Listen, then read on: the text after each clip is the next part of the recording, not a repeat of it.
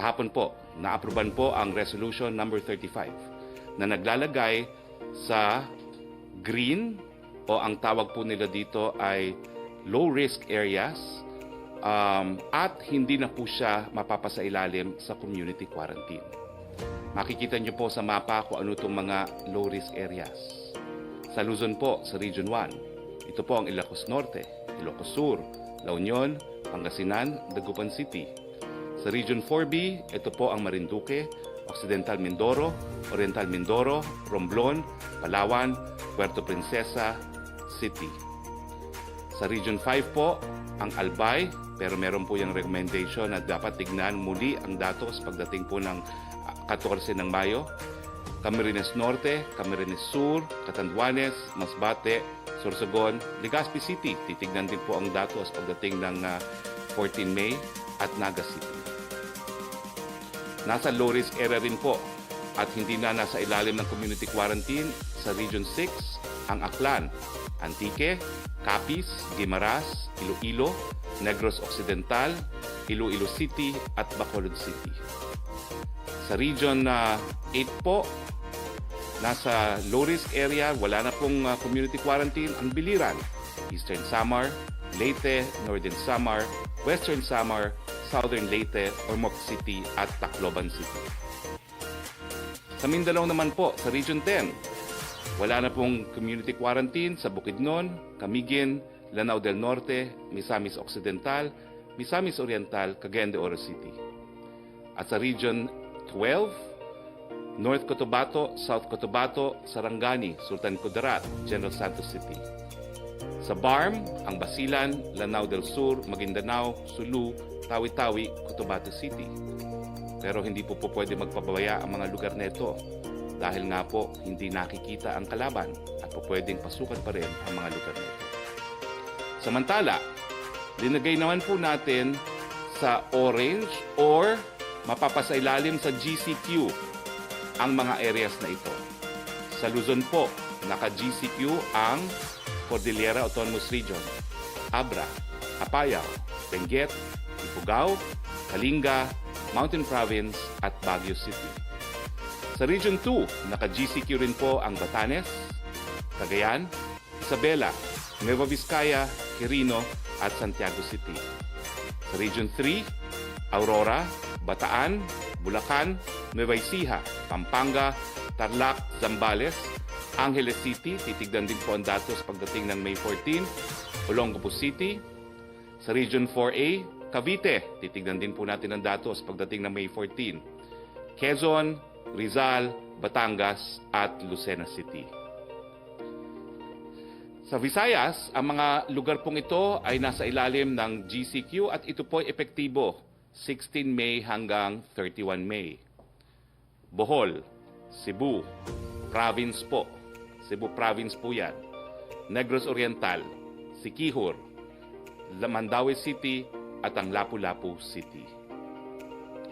At sa Mindanao naman, nasa ilalim po ng GCQ sa Region 9. Zamboanga del Norte, Zamboanga del Sur, Zamboanga Sibugay, Zamboanga City at Isabela City. Sa Region 11 po, ang Davao City, subject din po sa verification sa 14 May. Davao de Oro, ganun din po. Titignan din po natin ang mga datos pagdating ng May 14. Davao del Norte, Davao del Sur, Davao Occidental, Davao Oriental. At sa Region 13, sa Caraga po, ang mga probinsyang nasa alalim ng GCQ ay ang Agusan del Norte, Agusan del Sur, Dinagat Island, Surigao del Norte, Surigao del Sur at Butuan City. Meron po tayo ngayong tinatawag na Modified Enhanced Community Quarantine. Ano po ito? Susubukan po nating linawin ngayon. Pero dahil Modified Enhanced Community Quarantine, naka-ECQ pa rin, pero meron na pong mga ilang industriya na magbubukas. Ano po itong mga lugar na nasa ilalim ng Modified Enhanced Community Quarantine epektibo ng 16 May hanggang 31 May? Ang probinsya ng Laguna, lahat ng highly urbanized cities ng National Capital Region, kasama na po ang municipality ng Pateros. At sa Visayas, kasama po dyan ang Cebu City. Now, lahat po yung mga probinsya, mga highly urbanized cities, yung mga independent component cities na nakarakterize as low, moderate, and high risk. Low po yung green, moderate yung yellow, at ang high risk ay pula, may appeal their classification to the IATF Screening and Validation Committee with the concurrence of the regional IATF not later than 13 May 2020. Ano ba ho ibig sabihin at anong pagkakaiba ng Modified ECQ sa ECQ? Makikita po natin ito sa table na ito. Yung ating patakaran ngayon po sa ECQ, wala pong movement regardless of age and health status. Halos wala pong economic activity except sa mga utility services gaya ng pagkain, power at tubig at other economic sectors. No? Wala pong transportasyon ng pampubliko at wala rin pong physical na mga klase. Sa ilalim po ng Modified ECQ, limitado po ang movement ng tao para po sa pagkuha ng essential services and work. Ang pagkakaiba po, bubuksan natin unti-unti ang ekonomiya. Magkakaroon po ng operasyon ang piling manufacturing and processing plants up to a maximum of 50%. Ano po itong mga industriya nito? Isasapinal po ngayong araw yan. At bibigyan natin ng anunsyo kung hindi mamayang hapon. Bukas po, magkakaroon din tayo ng press briefing. Wednesday, normally wala pong press briefing. Magkakaroon po tayo bukas para idetalye kung ano po yung naapruba ng IATF ng mga industriyang magbubukas. Magkakaroon din po tayo siyempre dahil meron ng pasok ang ilang mga industriya sa Modified ECQ ng kaunting limited transportation services para po sa mga papasok sa trabaho at para po dun sa magbibigay na essential goods and services. Suspendido pa rin po ang lahat ng klase sa lahat ng antas. Sa GCQ na matagal na po natin pinag-uusapan, alam naman po natin na limitado rin ang movements, pero ang operasyon ng gobyerno at halos lahat ng industriya ay balik na up to 75%. Ang mga exceptions lamang ay yung mga mataong mga industriya, no? At saka yung para sa amusement at saka yung mga para sa mga kabataan. Pero meron lang po tayong limited na transportation services kung saan oobserbahan po ang social distancing. At po pwede po ang flexible learning, hindi pa rin po pwede ang face-to-face learning. Now, bukas po, ididetalye natin kung ano yung mga industriya sa Modified ECQ na po pwede nang mag-operate. Ano pa po ang diferensya o pagkakaiba ng Modified ECQ? Well, alinsunod na rin po ito sa kagustuhan ng mga mayor, no? Ang ating mga mayor po ay humingi sila, well, una-una po, ang hiningi po ng mga mayor ay tatlo. Unang-una, ang sabi nila, hindi po pwedeng magkaiba ang klasifikasyon ng mga syudad at munisipyo sa Metro Manila, dapat iisa lamang. Kaya nga po, nakinig po ang IATF at iisa lang po ang regime, kumbaga, applicable sa ating Metro Manila. At ito nga po ang Modified ECQ.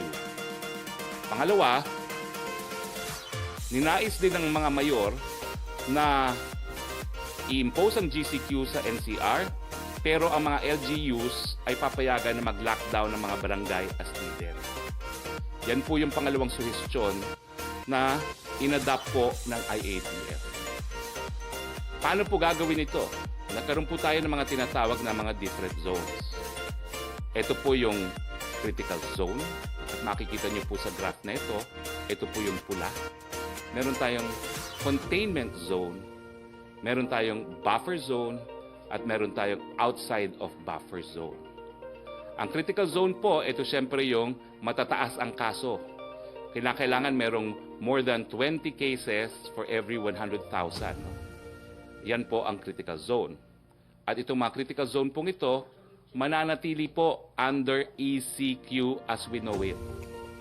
Hindi magbabago po ang ECQ as we know it doon sa mga critical zone at yan din po ang mangyayari sa containment zone. Ito po yung mga areas na nakapaligid sa critical zone dahil hindi naman natin maiwasan talaga na tratuhing isang geographical region, yung critical zone at containment zone.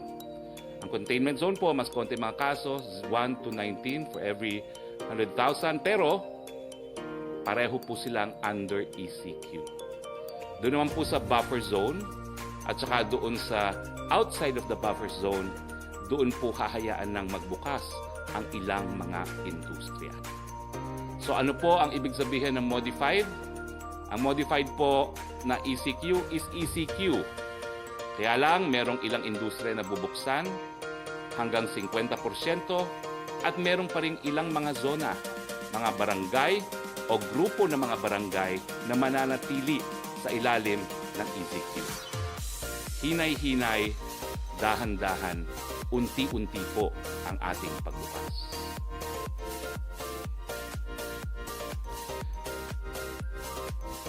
Now, para po dun sa mga areas na nasa ilalim, mapapasa ilalim sa modified ECQ, again, ang effectivity po nito ay May 16 hanggang May 31.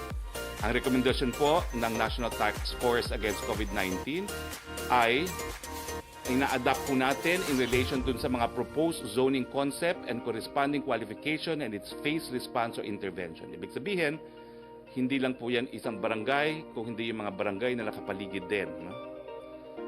At alinsunod po rito, yung mga lokal na pamahalaan na po ang siyang magdideklara at magka-classify kung ano yung mga barangay na matataas pa po ang kaso ng COVID para po masubject pa to ECQ.